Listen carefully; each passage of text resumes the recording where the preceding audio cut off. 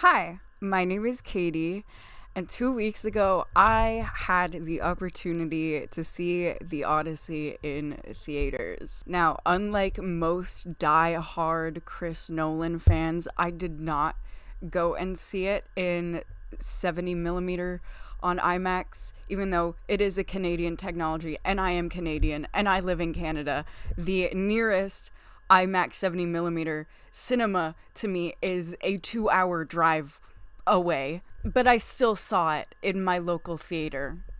I'm supporting cinema. The reason I want to talk about the Odyssey specifically, besides the fact that I already said I was going to talk about it in my last video on Evil Dead Burn, is because unlike most people that I have seen discuss the Odyssey thus far, I actually did not like it. I really didn't like it, actually.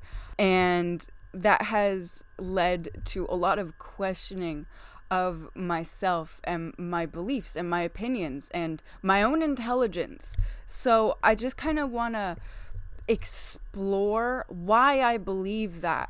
And maybe, I don't know, whoever is watching this will come to understand what I saw that maybe they didn't see, or I could understand what others saw that made them enjoy it. This is going to be a lot more nerdy of a video than my last one. I have a tendency to do a lot of research when it comes to topics that I am really into or am quite educated on, I'd say. If you do not know, I am a university student. I am majoring in global politics, and I do have a minor in history. I have taken university level classics. I have read the Odyssey in university. I would consider myself pretty well versed in the source material. So that's how I am approaching this, and that's why I wanted to go and see Christopher Nolan's adaptation of the Odyssey in theaters. To give my thoughts and a rating without spoilers, even though the Odyssey is a text that has been around for millennia at this point, several millennia at this point, I will give my thoughts at the beginning here. So if you have not seen Chris Nolan's The Odyssey, you can go and watch it and then come back to this afterwards if you want to hear the full review. I found it challenging to listen to. I found it visually dull and a masterpiece in spectacle, but that's it. I didn't find there to be any real substance, and I honestly thought it was quite a lazy adaptation. That's just my opinion. Initially, in my review, I gave it a rating of, I think, 5.63, but upon revision, I would like to give it probably about maybe like a 4.25, which I did not think it would go down that much. But as I was writing the script for this and as I was doing my research for this, I just found myself disliking it more and more and more and more. As I mentioned, I have done a lot of research for this video, and I do not gatekeep my research. If you want to see the things that I've read, the articles that I have looked at for this, there is a paste bin in the description. All of my sources are cited in Chicago format because that's what we do in history. So that being said, let me get into the review. Once again, I have my notes and we're going to talk about this. Okay, first and foremost, I want to talk about setting, and I also want to talk about the fashion. That's the best way I can phrase what I want to talk about with the armor. As I mentioned, I have a minor in history. I'm getting my minor in history currently, and my specialization of sorts is in fashion and textile history. You might not think we talk about armor in fashion and textile history, but we do. There is a lot to be learned and talked about when it comes to late Bronze Age armor. But is this really set in the Bronze Age? That's what I want to start with. In Vasilis Petrakis' article, History versus the Homeric Iliad, there is an argument made by him that we should analyze the historicity of the Iliad and also the Odyssey passage by passage rather than using one passage to generalize the entire thing. It is, however, the opinion of most scholars that both the Iliad and the Odyssey, both of Homer's original texts, were set during the late Bronze Age, or late Bronze period, as some people like to phrase it. It is even stated towards the end of the film when Odysseus himself says this age of bronze is collapsing. As such, I will be using the late Bronze Age as my setting for this entire film. The setting is very important. This retelling of the Odyssey explicitly, as I said, takes place during the late Bronze Age. This story, while it is myth, combines elements of Greek mythology and the realism of that period. That was an important part of Homer's epics. It shows the relationship between the Greek people and the gods that they worshipped.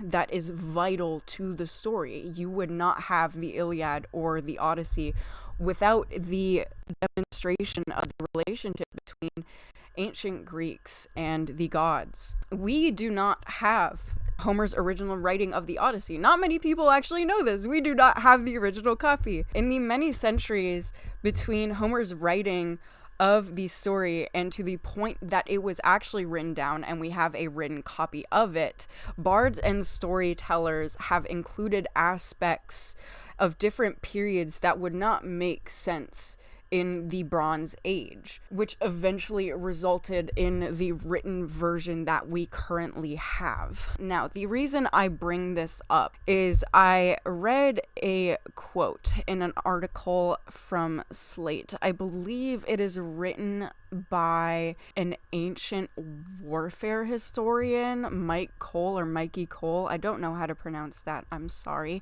But he quotes Professor John Ma of Columbia University. And Professor Ma rightly points out that the Odyssey can be said to represent 3 different time periods or historical contexts. It takes place during the late Bronze Age, around circa 1400 to 1200 BC, incorporates elements of the early Iron Age, circa around 1000 BC, and the third context would be the Greeks, who passed it down orally and was reworked into the image of the circa 700 BC text that we have from the Greeks who organized the many threads of oral tradition into the single written version that we have. Greece, both of the late Bronze Age and in the time that Homer wrote the Odyssey, was a vibrant society. It was very vibrant and full of color. Modern research actually suggests that most of the bear statues we see today are actually previously meant to have color on them. Most of them were actually painted. In recreations of late Bronze Age textiles and armor, we see a lot of color used. And why I bring up these late Bronze Age textiles and armors is because we actually have an almost complete set of late Bronze Age armor. It's called the Dendropanoply, and it was discovered in 1960 by Swedish archaeologists in Greece. It is the most complete set that we have from this period in history,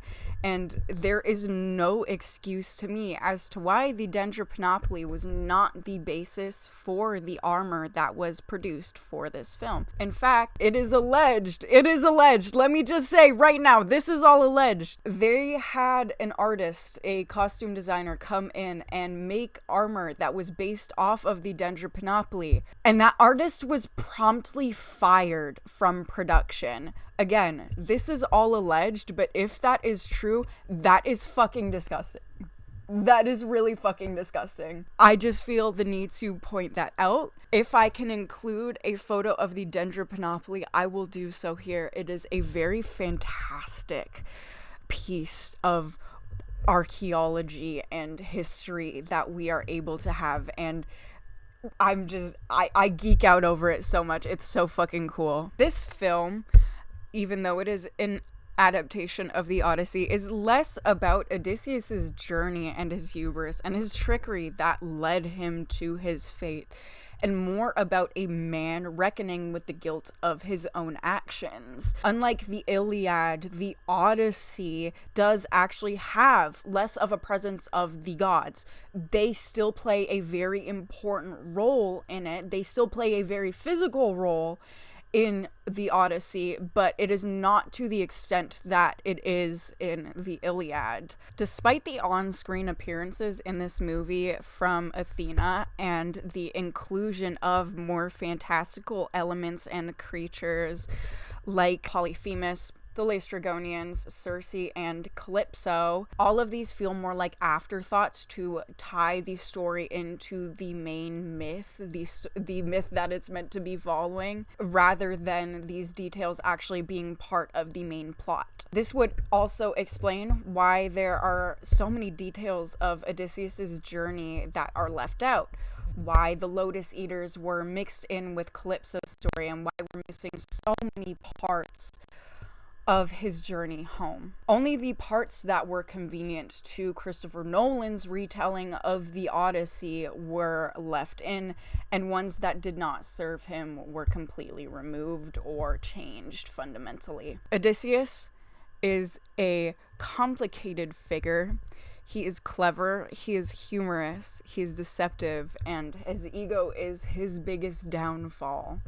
Much of this is missing with this version of Odysseus. He seems fundamentally the same as Oppenheimer in Nolan's last blockbuster. Now, a lot of what I just said is really just a cool history lesson, because none of it really matters. This film's lack of supposed historical accuracy to the period it's set in is not a real issue that I have with it. For the rest of this video, I will be ignoring its missing story aspects and themes, and I will be looking at it by itself as its own retelling. I do this because in the many years between Homer's writing of the original Odyssey to the point a written copy was produced, the story was retold thousands and thousands of times by bards and storytellers. These bards would make their own changes when they had to, fitting to the context in which it was being told. It's only fair that I treat Nolan's film the same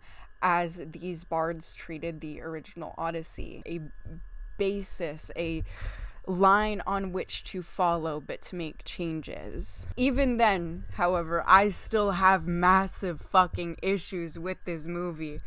And even then, I still fucking hate it. It actually took me a while to figure out what my main issue was with the film. My main criticism of this whole thing is actually the writing.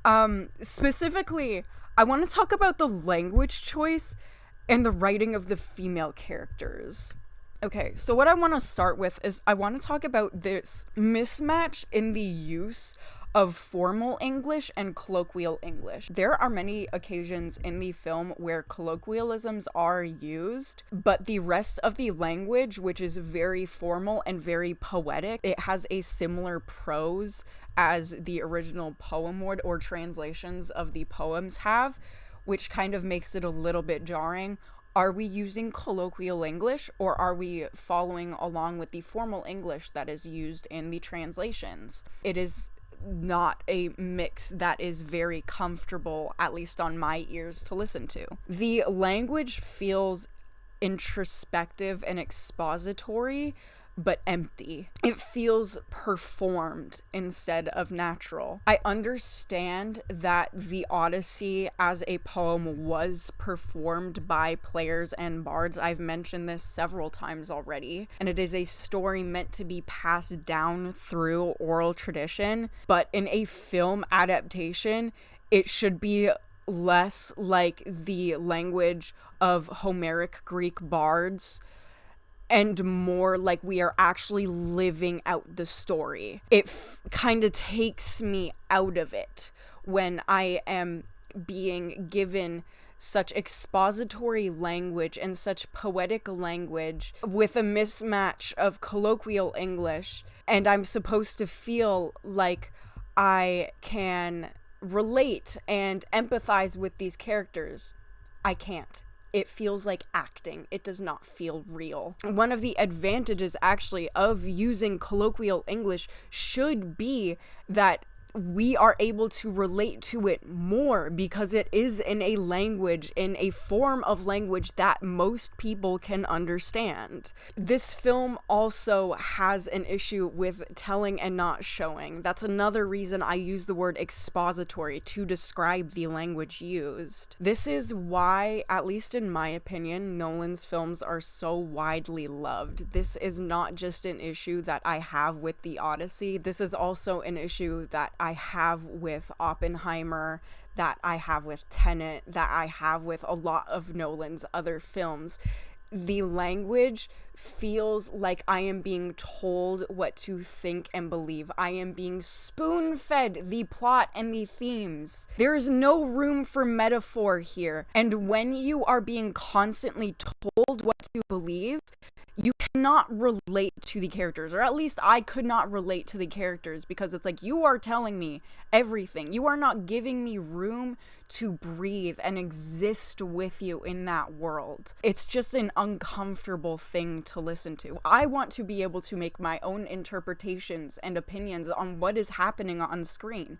I don't want to be told what to think or believe. The women. Nolan can't write women. Christopher Nolan has never been able to write women. This is one of the major criticisms that you will see of Christopher Nolan and his work. He cannot write women to save his fucking life. Consistently, he writes his female characters to serve as nothing more than vessels for the emotions of the male main characters. Vessels that the male main character can project his own feelings onto. In this film, Penelope has lost her intelligence.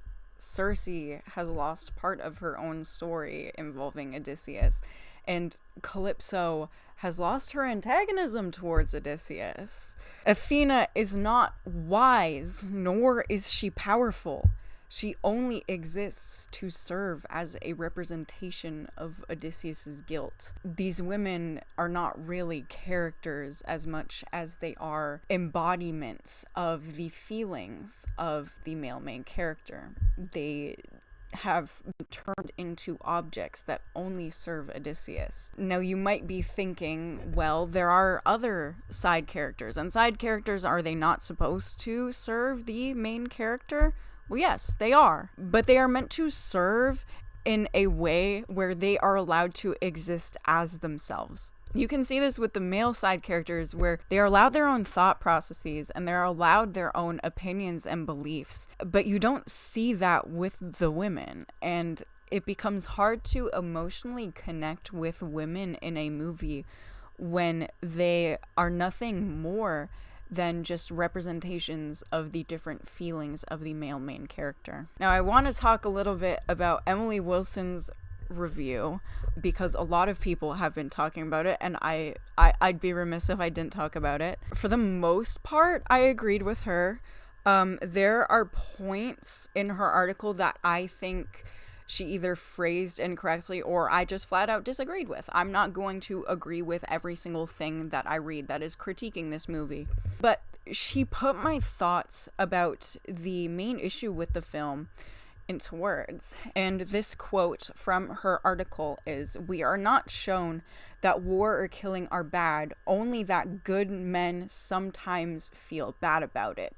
an entirely different point. We see Odysseus deal with his guilt, but never are we shown directly that violence and war are bad. To this point, Nolan's recent films seem to explore this same topic, especially in Oppenheimer. These are supposed to explore why violence and killing and war is bad. In Oppenheimer, it comes across a lot more clearly as it is a story actually about war and violence. But the Odyssey, which is a story about a singular man's journey home, does not offer Nolan the same grace that Oppenheimer did. And my final issue with the writing is how the gods were written. The gods are not Greek in this. The gods are not Greek. And what I mean by this when I say that is that they function more as Nolan's version of a polytheistic Christianity rather than how Greek gods were treated in the past. The gods are not present in the way that they would have been to ancient Greeks and how they were present in the story. Why do we have Zeus's law if Zeus only exists as a concept? Why did the seas lead Odysseus astray if Poseidon exists as nothing more than a concept? It makes no real sense when there is no physical presence of these gods. Why should we fear them if the only thing we're fearing is written words and concepts? That feels fundamentally the same as Christianity is treated currently. Making this video and putting my thoughts into a single place and trying to come up with the reason that I did not like this film, while everyone else seemed to, kind of led me to ask this larger question, and that's what makes films like The Odyssey critically acclaimed and masterful and loved by most, disliked by others? Why is it that 90% love a film like this and 10% don't? And I'm not talking about the people who are just saying they dislike it because they want to be a contrarian. I'm talking about, people like myself who just don't like it, who don't think it's that good, who do not understand the hype that is occurring. Why did others feel intense emotion watching this? Why were they able to connect, and why couldn't I? What makes me so different? Why do I have so many criticisms? I still liked things about this movie. As I said, I think it's a masterpiece in spectacle. But beyond that, I don't feel anything but disdain and dislike for it. Does that make me a contrarian for having a different opinion than the majority? Why is having a different opinion on something so widely loved so polarizing? Is it reason to be called dumb or lame or stupid or to have my intelligence questioned? Because that has actually happened. And I'm not just saying that it's happened to me online. It has happened in my real life where I've been called lame and stupid for supposedly not understanding or not getting the Odyssey.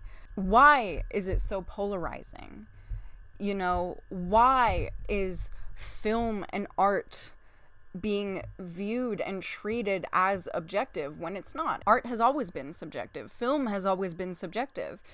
So when it comes to something like The Odyssey, where most people who've seen it love it, and very few people who've seen it either dislike it or fucking hate it, why are those people being treated as if they are stupid, or they don't understand, or they are elitist? Why is it being treated as if we are raining on people's parade? And I'm aware that there are people who push it to that extent, but I am referring to individuals such as myself who just did not enjoy it, who just didn't like it, and didn't think it was a good movie, and who weren't able to connect to it.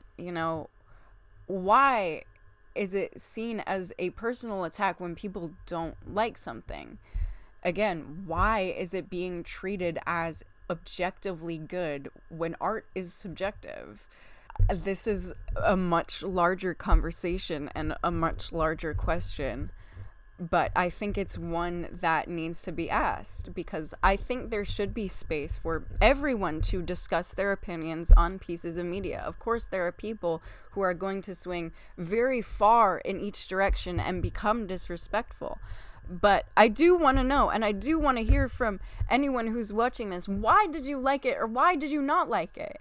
You know, what made you able to connect in a way that I couldn't? What did you see that I didn't see? I want to be able to see it from your eyes, and I hope that this video is able to give you insight into what I saw. I think that's a conversation worth having.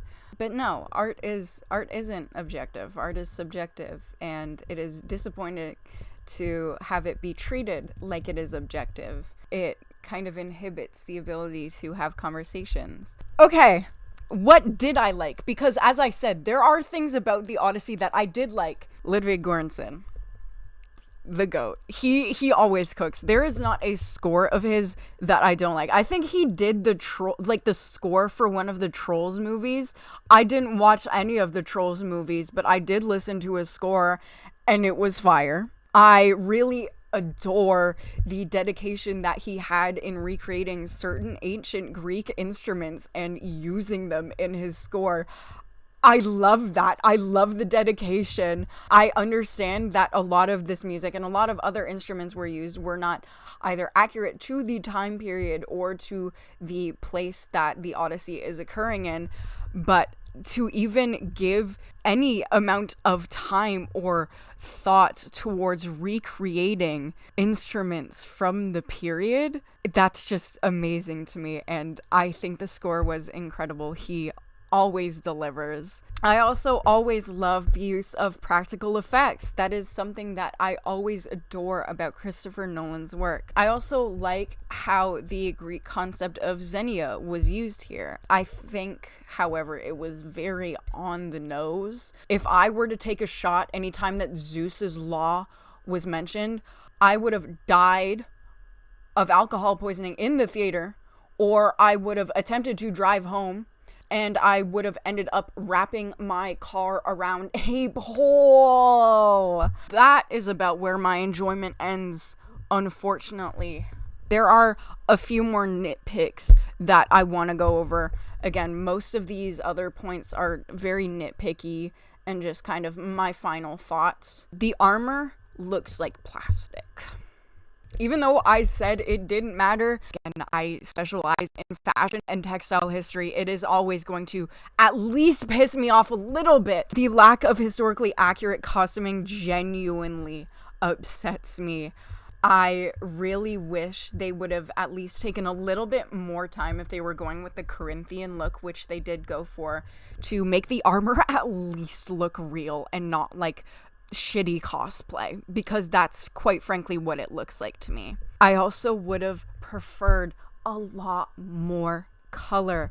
As I mentioned in my little history section, Greece was such a colorful and vibrant society. The movie, however, is visually gray and dull, and even the beautiful deep blue waters of the Mediterranean Sea are somehow washed out here. The casting choices. As soon as I said that, you probably assumed I'm going to talk about the race and ethnicity of the people casted in this movie, and that is not what I want to talk about whatsoever. That is not the type of discourse that I want to engage myself in. I find a lot of those conversations often end up leading back to just pure racism and even transphobia in regards to Elliot Page as Sinon. I do not want to engage in that type of conversation. I think it's disgusting. My issue with the casting, however, is that these people are all too famous. These people are all way too famous. Part of my uninvestment while I was watching came from the fact that I could not associate the people with these characters. I was not watching the stories of Odysseus or Telemachus or Penelope. I was watching Jason Bourne, Peter Parker Spider-Man, and Mia Thermopolis, Queen of Genovia. That is my issue. I think everyone casted in this was way too famous to the point where I cannot associate or disassociate them from their other roles or who they are as actors and see them as the characters they are meant to be portraying here. I think in order to explore the effects of warfare, Christopher Nolan actually should have adapted the Iliad instead. I think it owes itself more to what he was attempting to do here rather than the Odyssey. And my final complaint: there needed to be more humor. The Odyssey has plenty of funny moments within it, and while the jokes themselves might be very simple, they work. And they work for a reason. This movie has its funny moments, but at least for me, those moments seem to be me more laughing at the absurdity of my own dislike while watching, and less at the little humor that the movie was actually attempting. To conclude, I have never been more upset and mad at myself for not being able to enjoy something, and I want to be very, very, very honest about that. I went into this not expecting it to be a faithful adaptation of the Odyssey whatsoever, but I wasn't expecting myself to dislike it, and I was not expecting myself to dislike it as much as I did and to have all of these complaints and criticisms, and I will forever remain mad at myself for that. Again, I do want to hear from any of you who have seen the Odyssey and who were able to connect with it and really just enjoy the movie and the experience, because I couldn't.